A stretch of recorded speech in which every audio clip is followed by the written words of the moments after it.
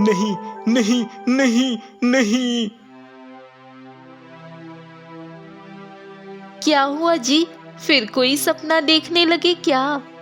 हाँ विमला, मैंने आज फिर वही सपना देखा। एक विशाल महल, सुनहरी मूर्तियां और एक तालाब के पास खड़ा एक पेड़ जिसके नीचे कोई चीज दबी है। सपने में एक आवाज कहती है, इसे पूरा करो वरना। वरना क्या?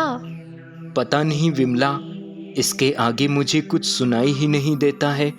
बस मुझे ऐसा लगता है कि कोई मुझे अपनी ओर खींच रहा हो जैसे, और फिर मेरी आंख खुल जाती है। हे भगवान, ये सपना मुझे बार बार क्यों आता है? हर रात वही महल, वही पेड़, वही आवाज। मैं तो पागल हो जाऊंगा। अब तो कुछ करना पड़ेगा।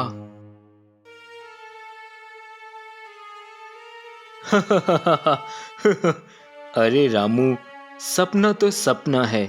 तू ज्यादा दाल रोटी खा लेता है, इसलिए ऐसा दिखता है। फिर भी अगर तुझे इतना डर लगता है तो गांव के बाहर वाले ज्योतिष पंडित विश्वनाथ जी के पास जा। वो सब जानते हैं। वो कोई ना कोई रास्ता तो तुझे जरूर बताएंगे इसका। हाँ लखन, तू ठीक कह रहा है। मुझे पंडित विश्वनाथ जी के पास जाना चाहिए। अब अगले ही दिन रामू पंडित विश्वनाथ जी के पास चला जाता है और उन्हें अपने सपने की सारी बात बताता है। पंडित जी, मुझे हर रात एक ही सपना आता है।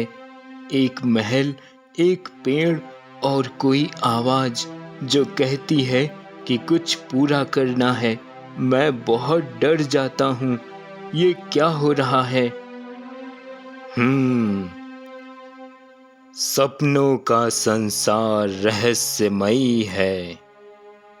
रामू, शायद ये तुम्हारा मन का वहम है, या शायद कोई पिछले जन्म का बंधन।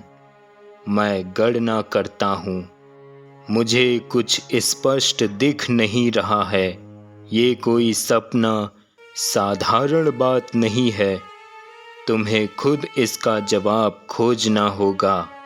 पर पंडित जी, मैं तो गरीब आदमी हूँ। ये रहस्य कैसे सुलझाऊं? सपने वो रास्ता दिखाते हैं जहां तुम्हारा भाग्य तुम्हें ले जाना चाहता है। धैर्य रखो, जवाब जरूर मिलेगा। अब रामू निराश होकर लौट जाता है, लेकिन उस रात फिर वही सपना आता है। इस बार वह सपने में पेड़ के पास की जगह को ध्यान से देखता है कि वहां पहाड़, नदी और एक टूटी मूर्ति है। सुबह वह फैसला करता है कि वह उस जगह को खोजेगा। बस अब और नहीं, चाहे जो भी हो, मैं उस जगह को ढूंढूंगा। शायद वहां कोई जवाब मिले। आप जा तो रहे हैं, पर आप उस जगह को कैसे ढूंढेंगे? क्या आप उस जगह के जैसी कोई जगह जानते हैं? नहीं विमला, मैं उस जगह के बारे में कुछ भी नहीं जानता। पर मैं सोच रहा हूँ कि इस गांव के बुजुर्गों में किसी को शायद ऐसी किसी जगह के बारे में कोई जानकारी हो और वो मुझे इसके बारे में कुछ बता सके। अब रामू अपने ही गांव के सबसे बुजुर्ग व्यक्ति के पास जाता है, जो पुरानी कहानियां जानते हैं। तू जो जगह बता रहा है वो तो पुराने राजवंश के खंडहर जैसी लगती है। गांव से 20 कोस दूर नदी के किनारे एक टूटा मंदिर है। शायद वही हो, पर तुम्हें सावधान रहना होगा, क्योंकि वहां कोई नहीं जाता। कई वर्षों से वह जगह सुनसान पड़ी है। मंगल चाचा, आपका बहुत बहुत धन्यवाद। आपने मुझे उस जगह के बारे में बताया और मैं पूरी सावधानी से वहां जाऊंगा और उस रहस्य का पता लगाऊंगा। अच्छा, अब मैं चलता हूँ चाचा।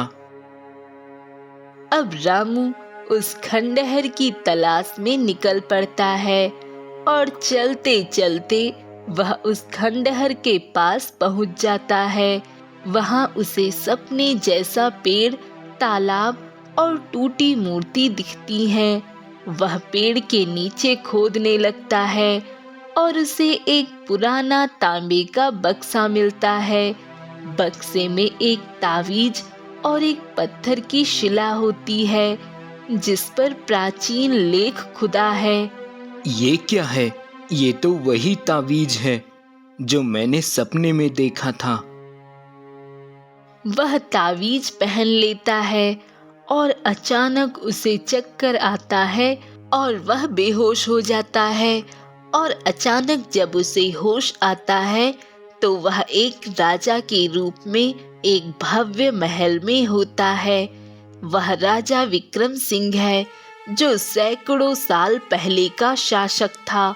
उसे याद आता है कि उसने एक गुप्त खजाना छिपाया था जो गांव की भलाई के लिए था, लेकिन उसकी मृत्यु से पहले वह उसे किसी को सौंप नहीं पाया। महाराज, आप ठीक हैं? आप अचानक चुप क्यों हो गए? वजीर, मुझे एक अधूरा काम याद आया। गांव के तालाब के पास जो पेड़ है उसके नीचे मैंने एक खजाना छिपाया था। उसे गांव वालों को देना होगा। वह खजाने को निकालकर गांव वालों को सौंप देता है। तभी एक साधु प्रकट होता है। विक्रम, तुमने अपना अधूरा कार्य पूरा कर लिया। अब तुम्हारा बंधन टूट गया। तुम्हारी आत्मा मुक्त है। अब साधु कुछ मंत्र पढ़कर अपने हाथों से थोड़ा दिव्य जल राजा विक्रम के ऊपर छिड़कते हैं और राजा विक्रम अचानक बेहोश हो जाता है। और जब आंखें खुलती हैं तो वह खुद को फिर से अपने असली रूप में पाता है और वह वापस खंडहर में होता है। तावीज अब भी उसके गले में है, लेकिन उसका मन शांत है। वह बक्से को गांव लाता है और उसमें से मिले सोने चांदी को गांव की भलाई के लिए दान कर देता है। रामू, तू तो रातों रात अमीर हो गया। ये सब कहाँ से आया? लखन, ये धन मेरा नहीं, मेरे पिछले जन्म का है। मैंने बस एक अधूरी कहानी पूरी की है। अब रामू को वह सपना कभी नहीं आता। वह साधारण जिंदगी जीता है और उसके मन में अब डर नहीं, शांति है।